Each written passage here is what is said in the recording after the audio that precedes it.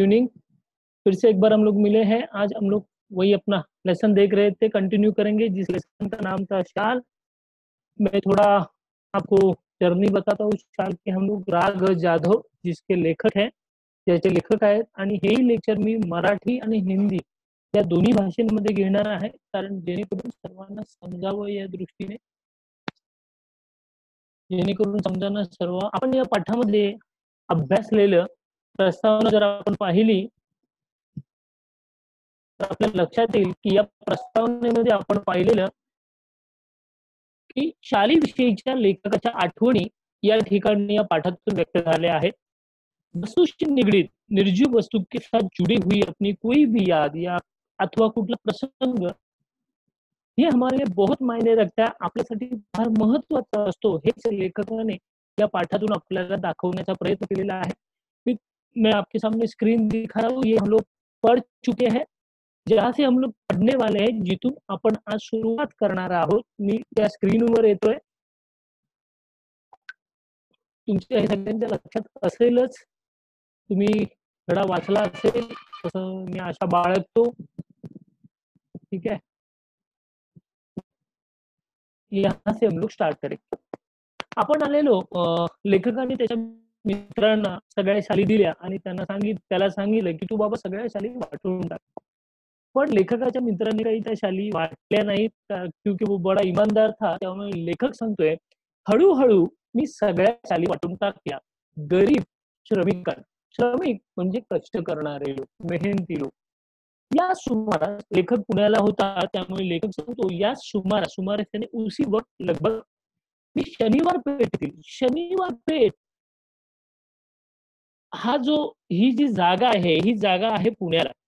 पुण्यातील एका परिसराचे हे नाव आहे शनिवार पेठ. त्यामुळे लेखक सांगतो याच सुमारास मी शनिवार पेठेतील ओंकारेश्वर मंदिराच्या पुलावर, ओंकारेश्वर मंदिर या शनिवार पेठेमध्ये एक शंकराचं मंदिर आहे. त्या मंदिराला नाव आहे ओंकारेश्वर मंदिर, आणि वहां पे एक ब्रिज है. उस ब्रिज पर लेखक हमेशा शाम को जाया करता था, म्हणून लेखक सांगतोय ओंकारेश्वर मंदिराच्या पुलावर बहुधा रोज संध्याकाळी जात असे. तेथील कट्ट्यावर बसणे मला आवडायचे. कट्टा यानी एक पत्थर का बनाया हुआ एक ओटा असतो, जहाँ पे हम लोग बैठते हैं. कट्ट्यावर बसणे मला आवडे. एक दिवस काय घडले की कडक थंडीच्या दिवसात एक म्हातारा अशक्त भिक्षुक कट्ट्याला लागून चिरगुटे याने तुटे फुटे, आपण ज्याला चिंध्या म्हणतो मराठीमध्ये, त्या चिंध्या घेऊन तो माणूस ते पांघरून, ओके, पांघरून म्हणजे अंग झाकून. म्हणजे त्याने काय केलेलं, त्या चिंध्या ज्या होत्या आपल्या पायाखाली ठेवलेल्या, थोडे काहीतरी कंबल जैसा उसने अपने बॉडी पे ओढ लिया था, आणि त्या थंडीमध्ये फुडफुटत असल्याचे लेखकाने पाहिले. बघा लेखक काय सांगतो आपल्याला, त्या शाली ज्या होत्या त्या लेखकाने सर्वांना वाटून टाकल्या, गरीब आणि श्रमिकांना. जे गरीब लोक होते ना, फ्रीमध्ये वाटले. उसी समय हर शाम को रोज संध्याकाळी लेखक शनिवार पेठेतील ओंकारेश्वर मंदिराच्या पुलावर जस्ट वॉक करने के लिए जाता था. त्या पुलावरती कठडा होता.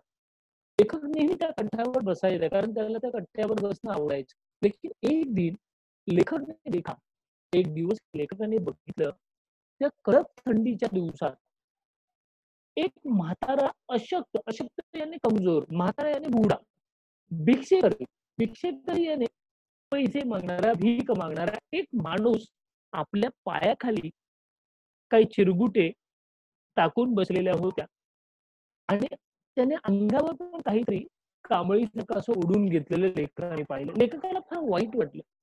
त्याची ती अवस्था बघून लेखकाला फार वाईट वाटलं. तेवढ्यात लेखकाला उसके पास जो शाल थी ना वो याद आहे. मग लेखकाने विचार केला, आपल्याकडे जर एवढ्या शाली आहेत तर आपण त्यापैकी का देऊ नये. म्हणून लेखक सांगतो बघा, दुसऱ्या दिवशी मी म्हणजे स्वतः लेखक, मी 2 शाली घेऊन ओंकारेश्वरच्या कट्ट्यावर आलो. तो म्हातारा होताच, त्याला दोन्ही शाली दिल्या. त्याने थरथरत्या हाताने मला नमस्कार केला. त्याने थरथरत्या हाताने थंडीमध्ये कुडकुड रहा था. प्लस बेचारा बूढ़ा था, कमजोर था. तो हात पाय जे होते थरथरत होते, कापत होते. लेखकाला त्याची अवस्था पाहवली नाही, म्हणून लेखक दुसऱ्या दिवशी गेला. आपल्याकडच्या 2 शाली त्याने बरोबर घेतल्या त्या पुलावरती आला आणि तो म्हातारा जिथे बसलेला त्याला त्याने शाली दिल्या. कारण लेखकाला वाटलं, की या शालींची याला फार गरज आहे. तेव्हा त्या शाली त्या म्हाताऱ्या भिक्षेक करायला दिल्या. कारण आतापर्यंत बऱ्याच जणांनी पैसे दिलेले, काहीतरी अन्न दिलेलं. पण आज पहिल्यांदा कोणीतरी शाल दिलेली होती. त्यामुळे त्याला ते बरं वाटलं. त्या माणसाने, त्या भिक्षेकाने थरथरत्या हाताने लेखकाला नमस्कार केला. उसके बाद अगले 4-5 दिन लेखक को वहां जाने का मौका नहीं मिला. लेखक कामात बिझी होता. त्यामुळे लेखक बघा आपल्याला काय सांगतोय, पुढे 4-5 दिवस मला काही कामामुळे संध्याकाळी आणि शाम के समय में ओंकारेश्वरला जायला उसंत मिळाली नाही. उसंत न मिळणे म्हणजेच रिकामा वेळ न मिळणे, याने खाली समय न मिळणे. क्योंकि लेखक एक बिझी पर्सन आहे. एक ज्ञानी माणूस आहे, मोठा माणूस आहे. त्यामुळे लेखक सांगतो, की त्या माणसाला मी शाली दिल्यानंतर पुन्हा मी काही त्या ओंकारेश्वर मंदिराच्या त्या कट्ट्यावर काही फेरी मारायला किंवा बसायला काही गेलो नाही. 4-5 दिन में बिझी था, तो नहीं मिला मुझे जाने के लिए. त्यानंतर मी नेहमीप्रमाणे ये-जा करत राहिलो. उसके बाद लेखक सांगतो, मैं हमेशा की तरह शाम के समय में वहाँ जाने आने लगा. अचानक एक दिवस लेखक सांगतो, मग एकदम अचानक, एकदम म्हणजे एकसाथ त्या भिक्षेकरी वृद्धाची आठवण झाली. तो नेहमीच्या ठिकाणी नव्हताच. तेथील पुलावर चक्कर मारावी म्हणून मी उठलो व पुलावरून चालू लागलो. लेखक क्या कहता देखो. हमेशा की तरह मैं वहाँ फिर घूमने जाने लगा शाम के समय में. संध्याकाळी फिरायला जाऊ लागलो.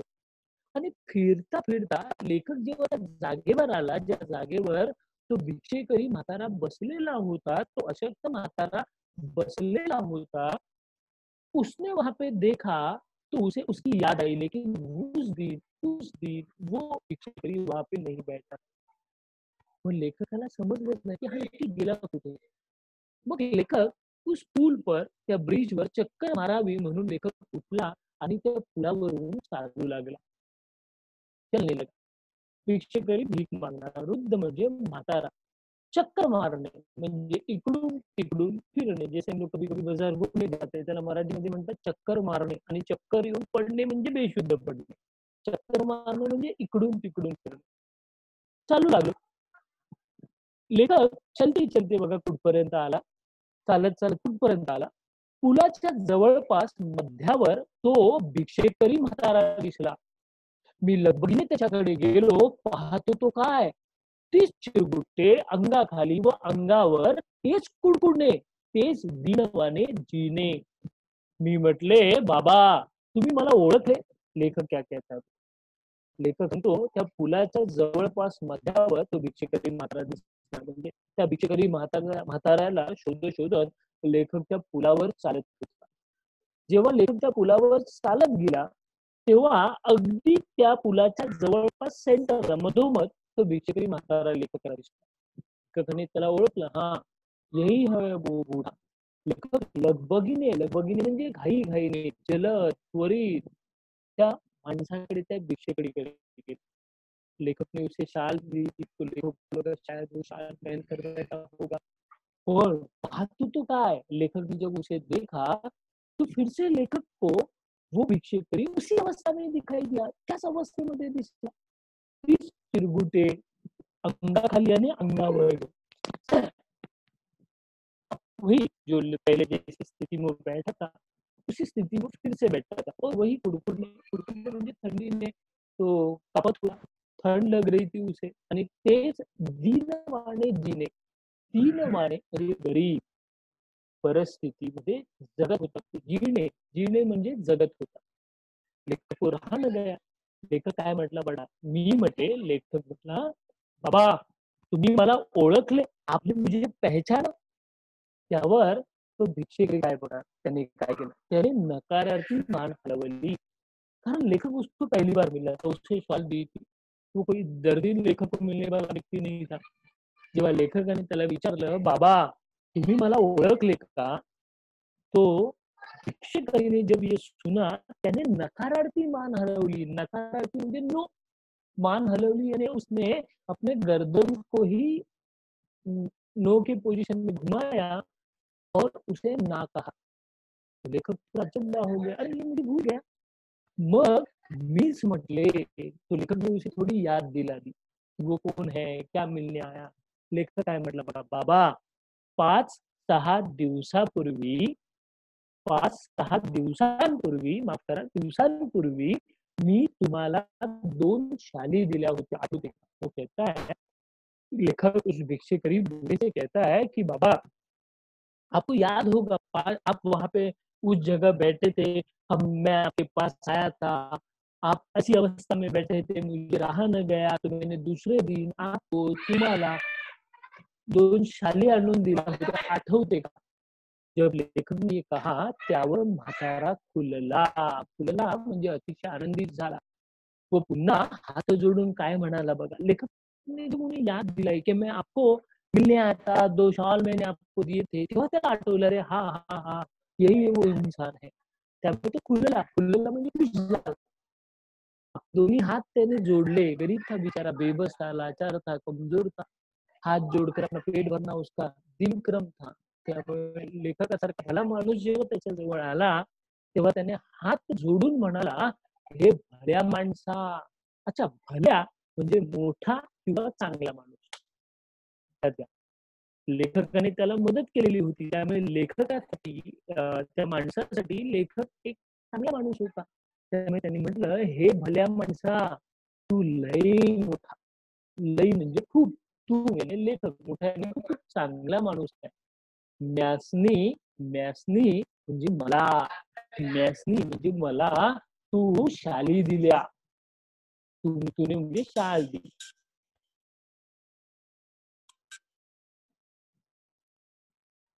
म्यासनी शाली दिल्या. पण बाबा, म्या भिकाऱ्याला या शाली कशा शोभतील? पण बाबा, म्या म्या म्हणजे मला, भिक्षुकाने केले म्या मतलब मी भिखाऱ्याला शाली कशा शोभतील? अरे तूने मुझे इतनी अच्छी शॉल दी, लेकिन ये शॉल मुझे कैसे सजेगी मेरे ऊपर? कि त्या शोभेपेक्षा पोटाची आग लई वाईट. मतलब ये शॉल से मेरे लिए पेट की आग बहुत बड़ी है और वो बहुत बुरी भी है. त्यामुळे तू सांगतो की या ज्या शाली तू मला दिल्यास, त्या शाली मी शाली इकल्या. इकल्या याने बेच दिया.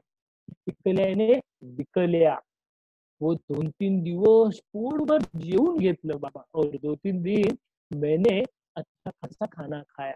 बघा, त्या माणसाला गरज होती भुकेची. त्या माणसाला गरज होती अन्नाची. अन्नाची गरज होती. पण लेखकाने त्याला शाल दिलेली होती. ती त्याच्या काही कामाची नव्हती. कारण शाल मिळाली म्हणून पोटातली आग काही कमी होणार नव्हती. त्यामुळे जेव्हा लेखकाने त्याला विचारलं, "मी तुला शाली दिलेल्या, तू काय केलं त्या शालींचं?" तेव्हा तो म्हटला, "तू खूप चांगला आहेस. तू मला शाली दिल्यास, पण त्या शाली मी विकल्या आणि त्यातून जे काही मला पैसे मिळाले, त्या पैशावर मी 2-3 दिवस पोटभर जेवून घेतलं." का? आमचं हे असलं बिकट जीणं, बिकट म्हणजे कठीण, वाईट जीणं. जीणं म्हणजे जगणं. तुझं लय उपकार आहेत बाबा. अच्छा, ऐसा क्यों कहता है कि तेरा मेरे ऊपर बहुत उपकार है? क्योंकि उस भिक्षुक की सबसे बड़ी मजबूरी थी पेट भर खाना मिलना.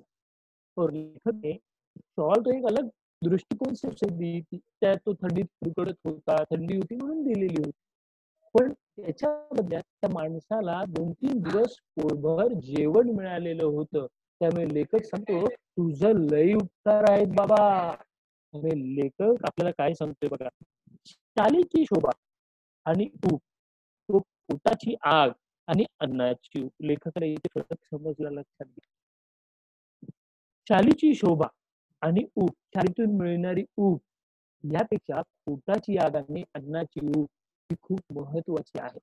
त्यामुळे लेखकाने त्या सगळ्या ज्या शाली होत्या हळू सगळ्यांना देऊन टाकलेल्या होत्या. लक्षात घ्या. तुम्ही फरक समजून घ्या. कारण लेखकाच्या शालीने लेखकाने त्या माणसाला थंडीतून त्याला ऊब मिळावी म्हणून त्याला शाल दिलेली होती. त्याच्या अंगावरती शोभत होती. पण त्या शालीने त्या माणसाच्या पोटाची आग विझवली होती. शालीतून त्याला ठंडी जी ऊब मिलत हुई, शॉल में से उसे जो ऊब मिल रही थी, उससे कई गुना ज़्यादा उस शॉल को बेचने के बाद उसके पेट में जो खाना गया था, पेट की जो आग बुझी थी और उस पेट में उससे उसे राहत मिली थी वो सबसे बड़ी थी. म्हणून लेखक सांगतो, शालीची शोभा आणि ऊब व पोटाची आग आणि अन्नाची ऊब हे फार महत्वाचं होतं. म्हणून लेखक जाते-जाते आपल्याला लई म्हणजे खूप इथे लेखक जाते-जाते हमें कुछ संदेश यहाँ पे दे रहा है इस प्रस्तुत कवि पाठ में. लक्षात घ्या. लेखकाने हा जो लेसन दिलाय त्या लेसनचा जो संदर्भ है, हम लोग कहा निचोड़ जिसे कहते हैं कि हमें इस लेसन से क्या सीखना है. लेखक हमें यहाँ पे वो बता रहा है. लेखक काय सांगतोय बघा. भुकेलेल्यास अन्न द्या. अगर कोई भूखा है तो उसे खाना दो. सॉरी. भूकेलेल्यास अन्न द्यावे. कारण लेखक वहां से सीखा कि वो इंसान जो पट्टे पे बैठा था वो भूक भगा मतलब त्याची जी पोटातली भूक होती ती भागावी म्हणून तिथे बसलेला भीक मागत जेणेकरून लोक मुझे पैसा देंगे और मुझे खाना मिलेगा. पण लेखकाने त्याला काय दिलेली स्टॉल दिलेली. त्यामुळे लेखक काय करतो अगर कोई भूखा है तो उसे अनाज दो खाना दो त्याची भूक भागवावी.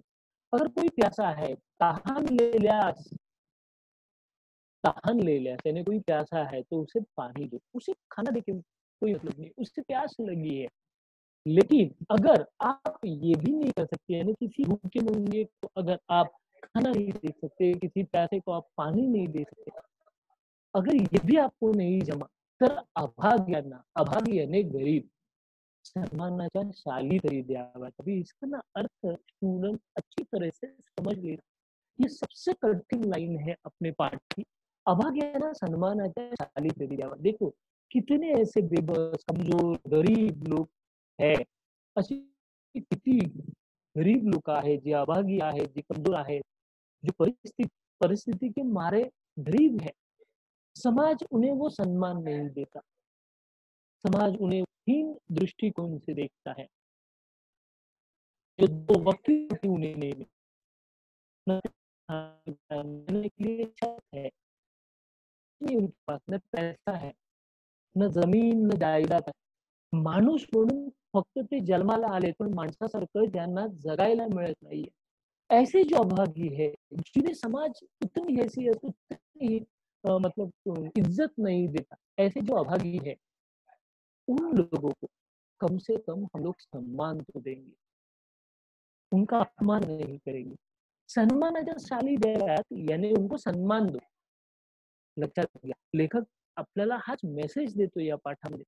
कारण आपल्या समाजामध्ये गरिबांकडे बघण्याचा दृष्टिकोन हा वेगळा आहे. हम लोग उन्हें गरीब करके देखते हैं. लक्षात घ्या. त्यांनाही जगण्याचा अधिकार आहे. परिस्थिति के कारण वो वैसे बने हुए हैं. उन्हें वैसे रहने में कोई मजा नहीं आता. लेकिन ऐसे लोगों को अगर हम लोग सम्मान नहीं देंगे, इज्जत नहीं देंगे, तो बेचारे और दुखी हो जाएंगे. याद रखना. फॉर एग्जाम्पल देखिए बहुत बार हमें भी पता है कि अपने घर में काम वाली बाई आती है. बेचारी अपने लिए खाना बनाती है. ठीक है, हम लोग उसे पैसा देते हैं. तो जो भी है अपना जो व्यवहार हुआ है उसके साथ डन पैसे का वो हम लोग दे देते. लेकिन उसको उसके साथ एक इज्जत भी दे दीजिए. लक्षात घ्या. एक सिंपल बता. अपने घर के बाहर ना दर दिन कचरा उठाने के लिए कई लोग आते हैं. लक्षात घ्या. हम लोग में कचरे वाले कहते हैं. कचरे वाले वो नहीं है दोस्तों. कचरे वाले हम लोग हैं. हम लोग कचरा जमा कर वो कचरे को साफ तो उन्हें अलग नाम से पुकारते हैं. ये गलत है. उन्हें इज्जत देनी चाहिए. म्हणून ते तिथे दिलंय तर अभाग्यांना सन्मानाच्या शाली द्यावा. जो बिचारे अभागी आहे आपण त्यांचा सन्मान करायला पाहिजे. त्यांना इज्जत दिली पाहिजे. ते आपलं कर्तव्य आहे वो अपनी जिम्मेदारी है. अशा प्रकारे शाल इस पूरे पाठ में लेखक जो है त्यांचं नाव आहे रा. ग. जाधव.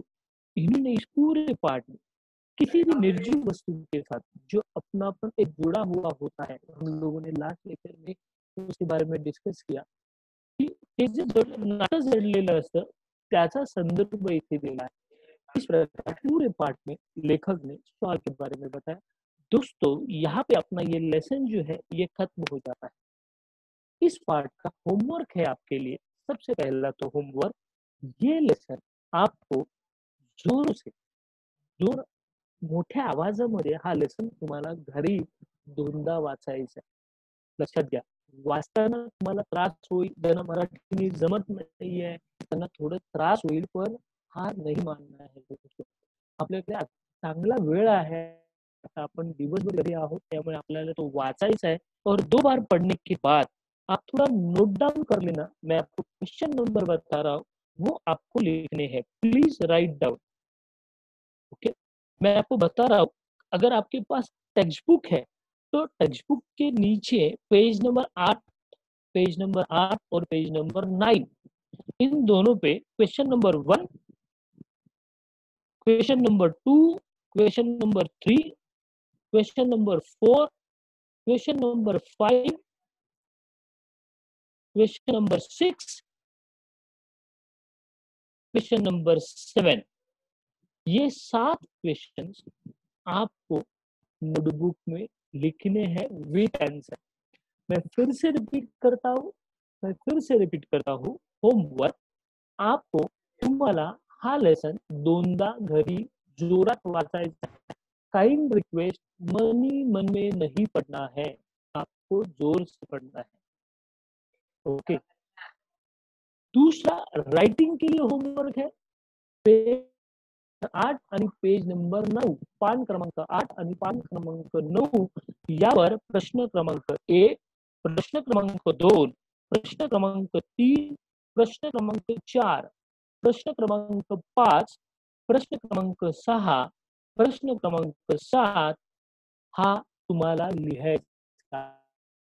इस प्रकार ये पाठ है जो हम लोगों ने देखा. अभी भी अपने पास थोड़ा समय है, हम लोग आगे का लेसन दोस्तों स्टार्ट कर देते हैं. Just weight. 1 मिनट दोस्तों. जो नेक्स्ट लेसन में हम लोग संत वाणी देखने वाले हैं, मैं उस वो आपको शेयर कर रहा हूँ. वो संत वाणी है. मी फक्त तुम्हाला जस्ट रेफरन्स देतो की पुढच्या लेक्चरला आपण काय पाहणार आहोत. ज्या कवितेचं नाव आहे, योगी सर्व काळ सुखदाता. कविता क्रमांक 2 आ आहे आणि या कवितेचे कवी आहे संत एकनाथ. इनके बारे में पढ़ने वाले हैं. आपण प्रस्तावना पुढच्या लेक्चरला अभ्यासूया. या लेक्चरला फक्त मी तुम्हाला कविता वाचून दाखवतोय की काय काव्यपंक्ती काय आहे त्या कवितेच्या त्या. लक्षात घ्या. सुरू करूया आपण. पहिली आहे, रांची पंखोवा जेवी पिलियासी, जीवन जैसे का जीवांसी, तेरी सर्वांशी मृदुत्व. पुढची जी काव्य पंक्ति है, जड़ वरी वरी शाड़ीमुड़. देखो आपको नहीं समझ में आ रहा है, कोई टेंशन मत लो, अगले लेक्चर में हम लोग ये पढ़ने वाले हैं. मैं जस्ट पढ़ रहा हूँ. जड़ वरी वरी शाड़ीमुड़, योगिया सबाह्य करी निर्मळ. उदक सुखी करी एक वेळ, योगी सर्व काळ सुखदाता. उदकाचे सुखते किती, सर्वांची क्षणे तुझीते होती. योगिया दे स्वानंद तुरुटी, सुखाशी विकृती पै नाही. उसके आगे की काव्य पंक्ति, त्याच्या पुढील काव्य पंक्ति आहे, उदकाची जे मधुरता, ते रसनेसीची तत्वता, योगियांचे गोडपण पाहता, होय निवविता सर्वेंद्रिया.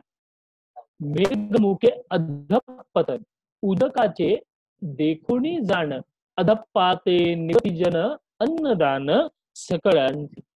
आणि शेवटची जी काव्यपंक्ती आहे या पाठ्यपुस्तकातली, ती आपण पाहूया. तैसे योगियाचे खालुते येणे, जे इहलोकी जन्म पावणे, जन निववी श्रवण कीर्तने, निज ज्ञाने उद्धरी. इस प्रकार की कविता अगले लेक्चर में हम लोग देखने वाले हैं. तब तक सबके लिए all the best. God bless you. आपको ये रिपीट करना है. ओके, करना है. Shashi sir, hello.